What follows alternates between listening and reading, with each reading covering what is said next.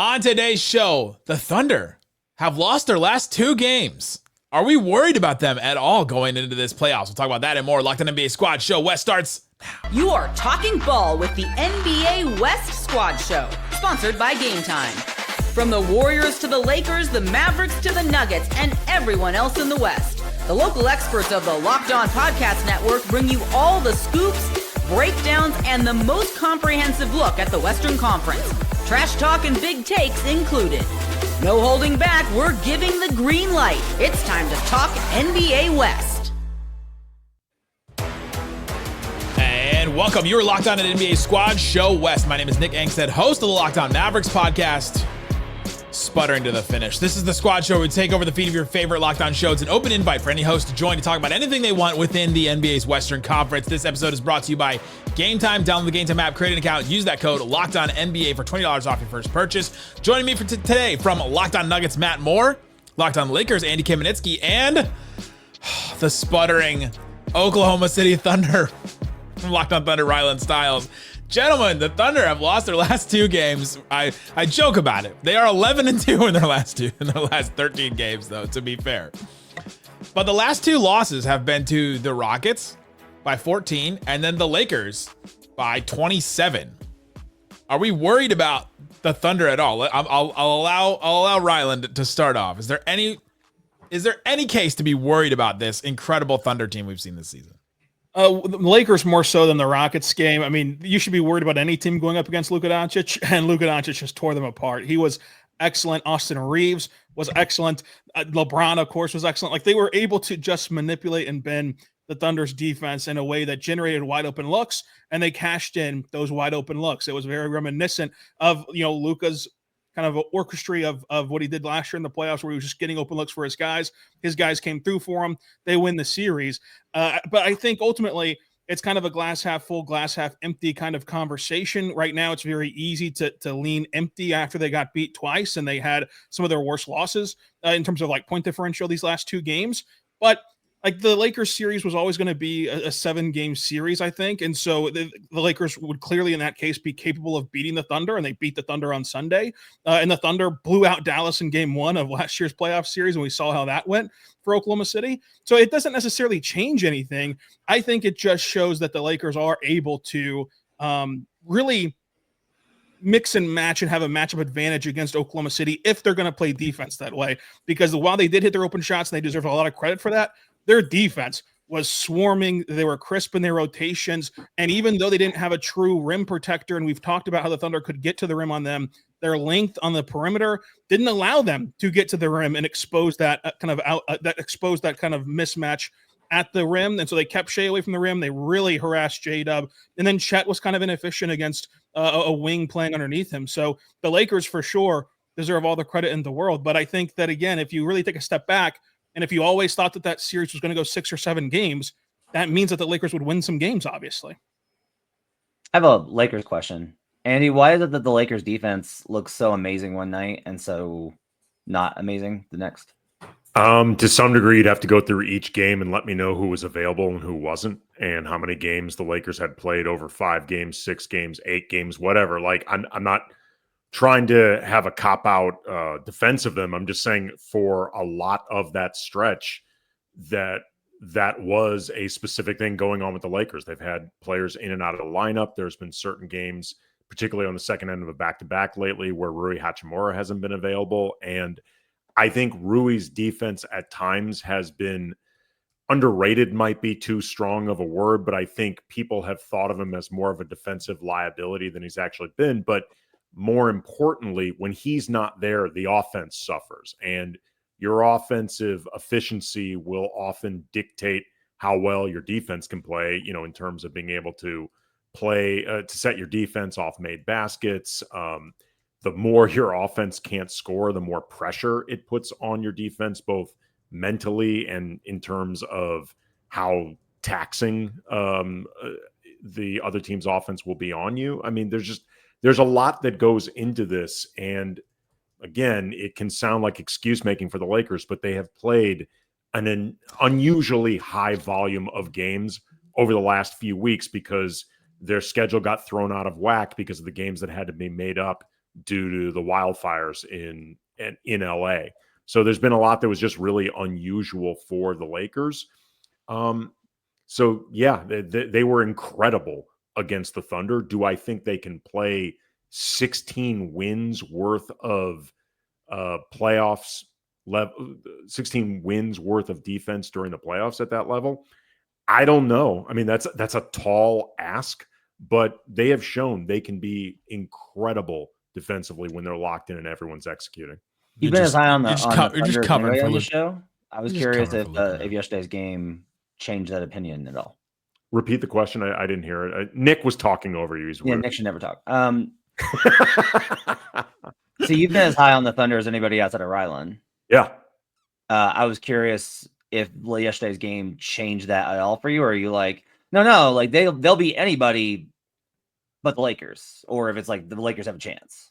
I think the Lakers have a chance against the Thunder. I also think the Thunder have been the best team in the West all season for a reason. Like, this bleep is supposed to be hard, like there can often be this expectation that like the team that emerges as the champion is supposed to just steamroll everybody in their way. And that's not the way this is supposed to work. It's supposed to be difficult. That's why we put so much value and celebrations on championships. If they were easy to win, who would care? I will say that I have a very specific concern about the Thunder, and it comes off as me on these shows being a hater, whereas like on other shows, I'm like super pro Thunder. And the reason is like, I'm trying to guard myself from getting my hopes up about them, because to me, they're like the best story in the league. It's like, you built a team the right way. You didn't have to have Nico Harrison give you a player for nothing. You actually had to do the work of building up a roster. You developed talent around them. You built this phalanx of wings that are just absolutely terrifying. You added such a smart player in Isaiah Hartenstein. Like, they're smart. They play hard. They all like playing together. It's such a great story. My concern is that they do remind me an awful lot of the 2019 Milwaukee Bucks. Like, there's a lot of, I just got done watching literally every possession Shai Gilgeous-Alexander has done offensively this season. And there are so many similarities in terms of how the offense operates around Shai and how the offense operates around Giannis. Giannis does it with his size and physicality. Shai does it with his unbelievable change of pace. Like, he goes from 0 to 60 faster than anybody else, and he goes from 60 to 0 faster than anybody else. And that means that they're built very much the same way. And the problem in the 2019 playoffs, on top of Fred VanVleet having a child, was the Bucks guys just missed. And none of the Raptors guys missed. And like, that's really what it took. Like, the defense was doing what it was supposed to, and it just didn't work. I had some numbers checked on Second Spectrum, the expected field goal percentage for OKC relative, because like, if you look at it from the perspective of the Thunder give up the highest 3-point attempt rate in the league defensively. They give the highest corner 3-point rate attempts defensively. Those are like big warning signs. What's interesting is there's a Second Spectrum has shooter agnostic and shooter specific. And their shooter agnostic numbers are like, the Thunder might be in a little bit of danger. And the shooter specific ones say they make the worst shooters only take all the shots. And that works until you hit certain teams with certain guys. And that's where I think the concern comes from. Well, this is an interesting point that you raised, Matt, because in this win over the Lakers win over the Thunder, which is the spark to this conversation, Dorian Finney-Smith and Gabe Vincent each hit 4 threes. And this is on top of a game where Luca put up an extremely efficient 30 points. Like, if that is your baseline, Luca performing like that, and the role players like DFS and Gabe are hitting their outside shots, it's going to be difficult for anybody to beat the Lakers, like Thunder or who else is in the West, because that is like offensively about as idealized a version of the Lakers as you can get. And that's before taking into account 20 from Austin Reeves, a very easy 19 for LeBron, Rui in double digits. Like, this is everything firing about as well offensively as you could ask for from the Lakers.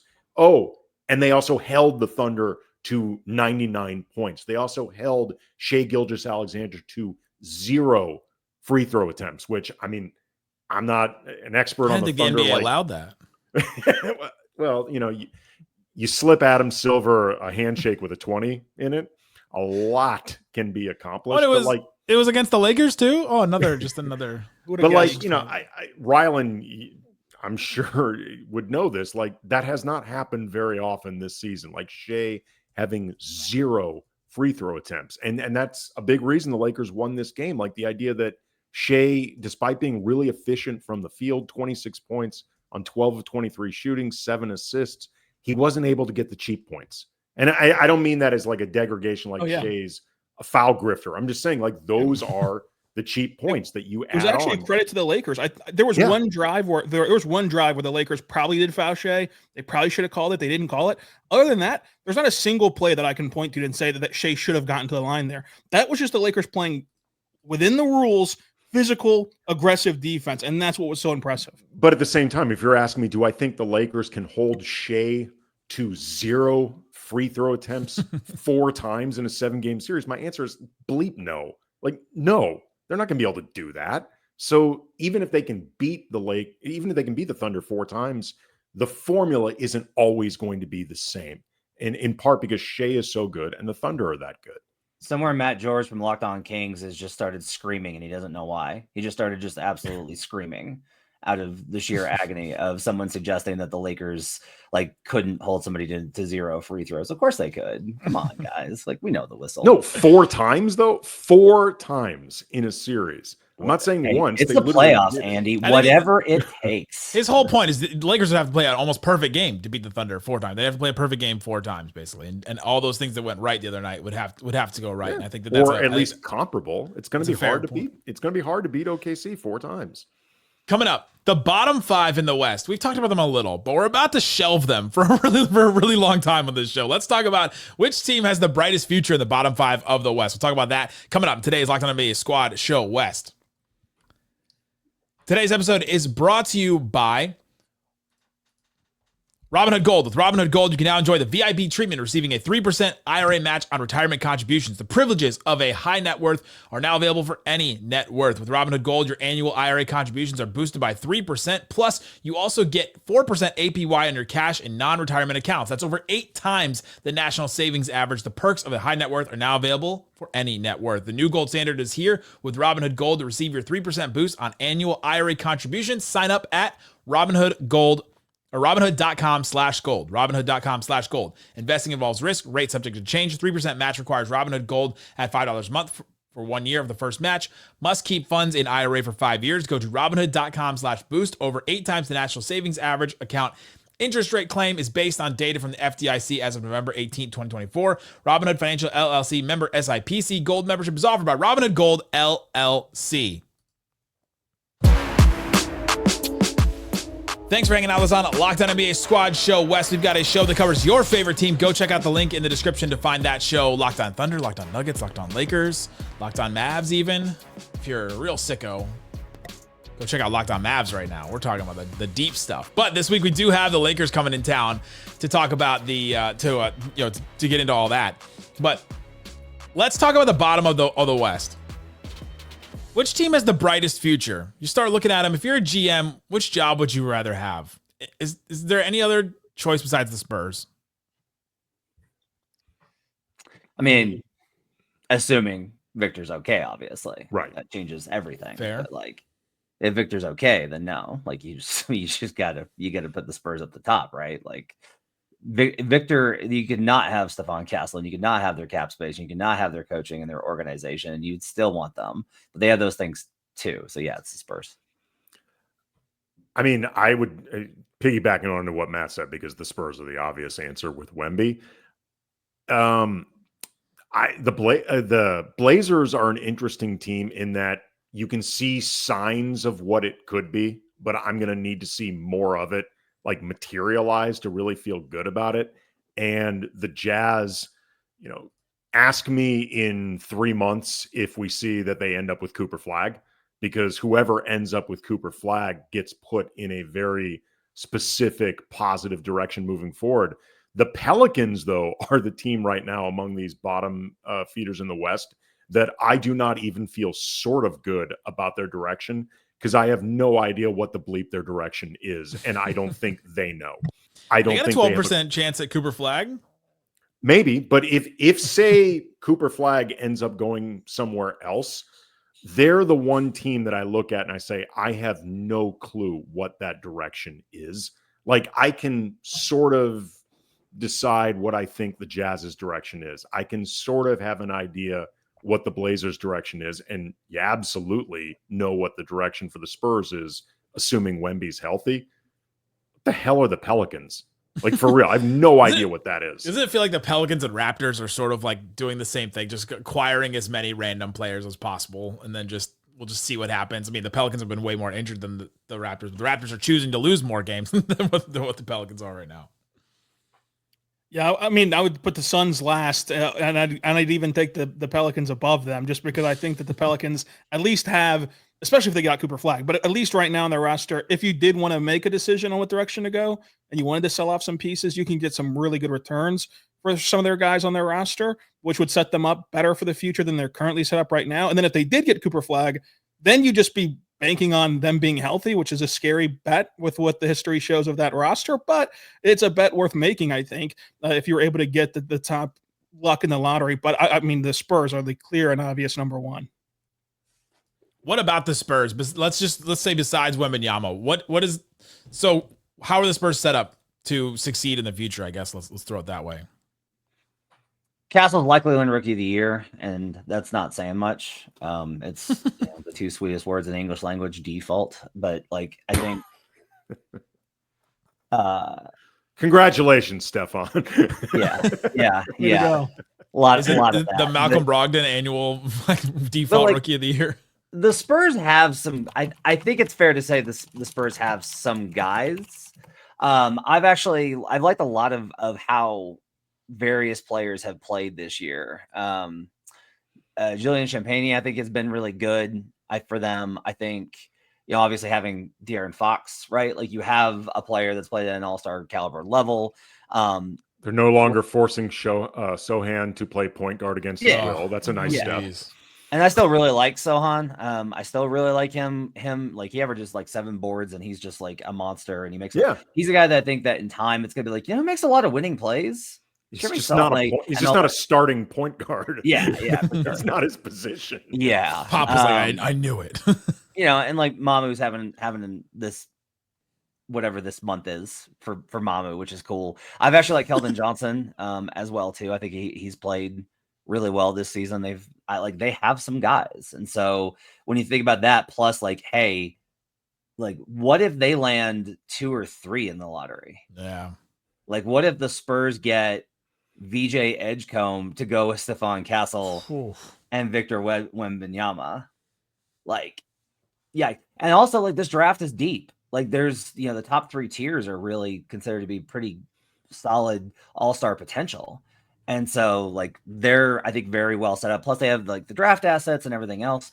I just think that even though it's not, like, the East is, I think, is a really interesting question. The West is very much like, it's San Antonio, and like, hey, Portland might be something, and like, the Pelicans might be healthy a year, and then, yeah, that's it. My thing is that there's so much potential, I think, for these teams if they would go further, but the CBA is restricting so much of it, and that's frustrating. Like, the Pels, I think, are just too attached to their guys. Like, the Pels should be like, we can start over with so much. Like, if we cleaned house, forget Zion. If we clean house for Trey Murphy and Herb Jones, the list of suitors is going to be miles long. Yeah. Like, every team in the league wants those 2 guys. Every team in the league can use those 2 guys.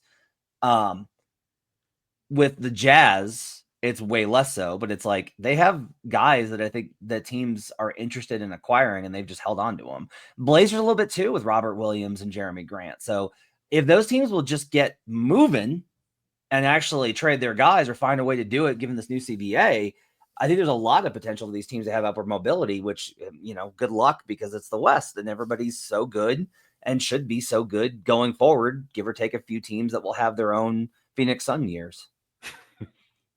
Yeah, Matt hit all the right notes. I mean, the Spurs with Johnson and Vassell and Fox and Wemby and like the Castle, like all these guys are really good, and this draft class is really good. And there's not really, a front office that you would trust even more. Oklahoma City and the Spurs and front offices like that to capitalize on two first-round picks and this loaded draft with the ability to get lottery luck. I mean, you can see their own pick leap up. We'll see what the Hawks end up doing, but everything can really turn up Spurs this offseason, and they can make a massive jump, and that's more than most of these other teams can say. Yeah, that's a big piece too. Just the idea that front office has earned the benefit of the doubt. And, nobody's perfect. Everyone makes mistakes. But if you are going to bank on a front office and, play the odds that they'll be able to figure out a good path, it would be the Spurs. As you get late in the season, there are teams that you kind of put away. And I put away the Spurs after Wembanyama went out. I was like, all right. Yeah. They're just kind of I've caught him a few times with some high offensive games. Their offensive numbers have been really great. I'm like, wait, Bismack Biyombo's playing for them? He's playing for them. Biz is still playing and he's playing for them 19 minutes a game? What? So, yeah. They did that weird thing where they were starting Chris Paul and Fox together too, where it's like, well, I don't know what they do with Chris Paul next year. He's a free agent. And so it's like, you've got to figure out that piece, but maybe they could just let it go and just let Chris Paul just kind of figure out where he wants to go next. But that's a weird thing where you're like, all right, well, I don't know if they have this weird wrinkle, if they can bring Chris Paul off the bench, if he ever wants to do that, but maybe they just let him go. The Mavericks should sign him. Honestly, I pitched that on the Mavs the other day that they should. And then they're like, well, why would he want to sign with the Mavs? He has no chance to win a title. Well, he would start for most of the year until Kyrie comes back. Interesting. Not bad, yeah. All right. So we'll see. We'll talk about that on Locked On Mavs. Coming up, I want to get into, let's do a mini crossover with Lakers and Mavs and talk about this Luca return game coming up. Does anybody care about this outside of Dallas and LA? We'll talk about that and more on Locked On NBA Squad Show West. Oh, just in time. Maybe you're in a position where the star player on your team was traded in the middle of the night in the dark times have risen upon you. Maybe you need some help. Maybe you need to talk to somebody about your anxiety. This show is sponsored by BetterHelp. Taking care of your mental health is just as important as taking care of your physical health. But traditional in-person therapy can be super expensive, ranging from $100 to $250 per session. That's where BetterHelp comes in. It's online therapy. You can get quality care at a price that makes sense, saving you time and money. It's not just for the toughest moments in life, like when the star player returns and plays your team, and that's going to be a really big moment for the franchise. It can also help with everyday stress, things that are just normal, learning how to set boundaries or developing coping skills. Having access to support when you need it can make a big difference in your life. I've had therapy, I've used BetterHelp, and it just helps you to walk through some things that you have anxiety about. Whether you're dealing with those big things or you just have normal life issues, check out BetterHelp. Your well-being is worth it. Visit BetterHelp.com/LockedOnNBA today. Get 10% off your first month. That's BetterHelp, HELP.com/LockedOnNBA. All right, gentlemen. It's a big game coming up. Not really for the standings, not really for the on-the-court process or whatever's going to happen, but Luka Doncic is returning to Dallas to play the Mavericks, and that's happening this week. And it's happening tomorrow if you're listening to this on a Tuesday. And I'm curious if anybody else cares about this outside of Dallas and LA. Or do the Lakers fans even look at this game differently than just a normal game? Well, absolutely. I mean, the game matters for the Lakers just in terms of trying to solidify their standing in the playoffs and trying to prevent, at worst, falling below 4, or I guess, depending on how the rest of these games go, out into the play-in. And at best, you're trying to maintain that 3 seed. So it's an important game for the Lakers, regardless of the soap opera piece of this. So yeah, they would be caring. They probably don't want to see Anthony Davis catch some of these strays because, he certainly didn't do anything wrong, but sometimes there's collateral damage. It's the way the world works. It is. It's a big, massive game for Mavericks fans. It's probably one of the biggest games in Mavericks fan history outside of playoff games because of what it's going to mean and what I think the fan base wants to show and prove. And I think emotionally it's going to be that big of a game. It doesn't matter that much on the court, but define what you want.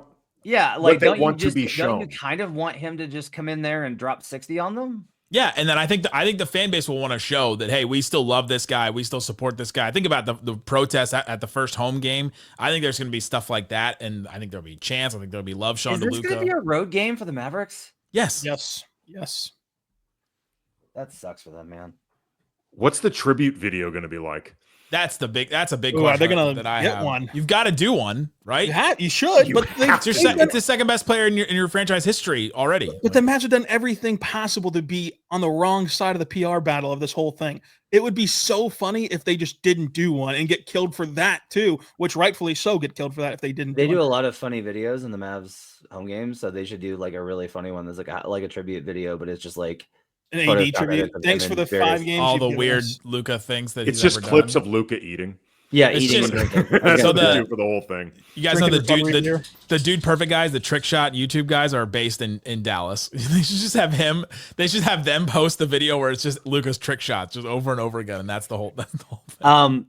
Speaking of, by the way, Lakers have a back-to-back in this spot because the Yeah. Lakers didn't know that this was going to happen. It's Tuesday, Wednesday. I am of the opinion, Andy, that the Lakers are probably going to rest guys Tuesday. You've already beaten the Lakers or beaten the Thunder. Take the win and be like, yep, no, don't get a chance to get us back. No. We're going to rest all our guys. And then they are able to rest up and play everybody Wednesday versus the Mavs. I don't know. You know, it's funny. I've been thinking about this from both the Lakers and the Thunder's perspective. This game tonight on Tuesday, if people are watching it then, like if the Thunder had won that game or just even blown out the Lakers, my expectation would have been that Mark Dagnall would have rested a lot of guys. Just A, because the Thunder are in such good shape moving forward, and B, kind of prove a point, not show anything, create a little psychology heading into this. But given how badly OKC got beaten, I wonder if they actually need to try to play a full squad. And if possible, if the Lakers return serve with their full roster, try to make some adjustments, try to see what they can do moving forward. Like the idea of holding cards or whatever, I don't think that's how, I don't know JJ's playoff track record because it literally doesn't exist. But JJ does not strike me as a holding cards type coach. I think he's more of a, I want to do the stuff on the court. Everybody knows what everyone runs anyway. It's all about execution. But I think the Thunder just the Lakers kicking the crap out of the Thunder in this game creates a potentially different wrinkle for how both sides are going to play it. I'm very curious.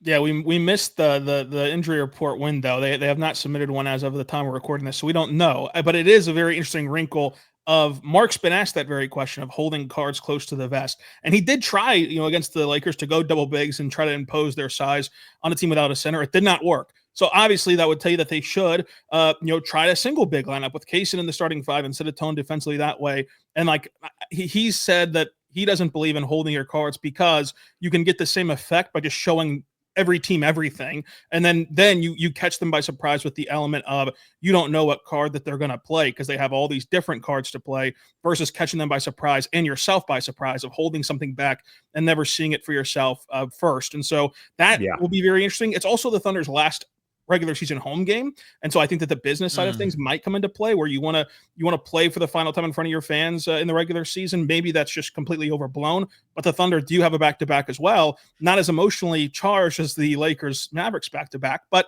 the Thunder will go to Phoenix the next night and play the Suns, who the Thunder might be able to just get a win because the Suns don't care about trying to fight back into any of this. So the Thunder are really, I think, able to play either side of the coin with the Lakers. If the Lakers want to sit everybody, the Thunder can sit everybody because they wouldn't really necessarily care about playing the Suns, I don't think. But yeah, it is a very interesting kind of matchup to watch in that sense. I also think because the Lakers are in such a tight race and they're trying to maintain third or at the very least not fall below 4, God forbid 6, there's only so cute I think they can get with this in terms of trying to maintain that pace. Even the Blazers, until they are fully, that's the Lakers' last game of the season, until they are fully eliminated from the play-in race, it seems like they are trying to win games. And it was a big step forward for the Lakers in terms of maintaining their seeding, beating the Thunder on Sunday.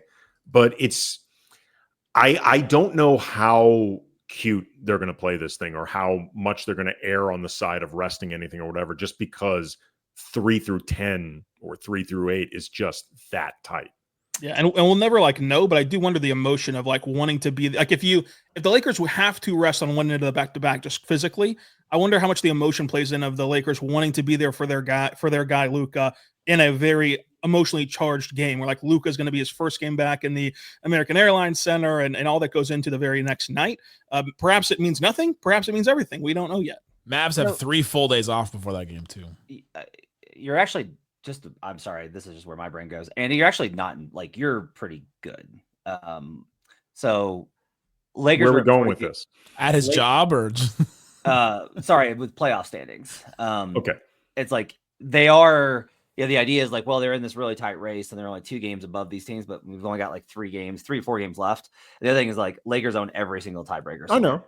Like they're going to be fine. They're going to make the playoffs. It's just the Lakers exceptionalism in him that wants to win. You have everything. to remember too, with the Lakers specifically, given how the last 2 seasons have been spent at breakneck speed, trying to just get themselves into the play-in. And then they've also seen how taxing having to play that play-in game is for a team with LeBron and the rest that they want to get between the end of the regular season and when the playoffs actually begin. If you can avoid the play-in piece of this, they've talked a lot about that, like pretty openly. No, seriously, we do not want to be in the play-in. Like you're 100% right, Matt, that the odds at this point favor them. I just think they're probably going to be too spooked by the last couple seasons to again take chances with it. Even if you could argue just take the chances, they're fine. I don't think they will. Everything's terrified of it. They also avoid OKC if they don't fall to 4, right? At least until the Western Conference Finals. So you at least have that too. That's the only thing you can kind of position yourself, because 4 through 8 is just so tight right now that you can't position yourself for any one opponent on the other side of the bracket. Yeah. But I think it is really interesting. So what? I was asking Rylan who he doesn't want to see in the 8. Ooh, I mean, obviously, like if the disaster struck and Denver fell to the 8, then that's like an obvious answer. But of the teams that feel realistic that can go there is Minnesota. I would not want to see Minnesota lose the first play-in game and then be the 8th seed. I think that they're a very tough team to beat, and I think that they have the lineups that they can put on the floor to create some advantages against Oklahoma City, that it would be one of the tougher 8 seeds that a number 1 seed would be rewarded with playing. Denver could absolutely fall to 8, by the way. Yeah, you want to avoid that. You want to avoid that. I think that's the nightmare. Right, like the Nuggets missing the playoffs is on the table right now. I think that the Lakers, it's very interesting though what they're going to do, and I wish that we had the injury report to know, because there is something to be said for just playing their guys against OKC and having that confidence of winning that game. Because if you do win both these games and still shoot the ball really well, we hear all the time about the confidence, like PJ Washington. There's something about OKC that he has just this unbelievable confidence in going into that gym and running them off the floor. And I think that you can build that sort of confidence if in these next 2 games, especially if you follow up with what you did on Sunday. But maybe that means nothing as well. Maybe life means nothing. For all the talk about load management, LeBron being 40 and whatever, LeBron does not like to miss games. Like he really doesn't. And I think the second end of the back-to-back against Dallas, Rui might not play just because they haven't been playing Rui in the second end of back-to-backs because his knee is still by his assessment 70 to 80%, and they're trying to prevent him from missing anything in the playoffs. But I don't care who plays or doesn't play on Tuesday. I promise you, Luca's playing in that game on Wednesday. LeBron will likely want to be there. Austin, these guys don't really like taking games off, at least on this team. So my only anticipation of who wouldn't play in both ends of the back-to-back would be Rui. We've got great shows that cover all these teams in this amount of depth all over the place. So check the link in the description to find more. We also will have all kinds of shows throughout the playoffs. We'll continue to do the squad show. Check out the newsletters for every single team, LockedOnDaily.com. Guys, thanks for listening to Locked On NBA Squad Show West.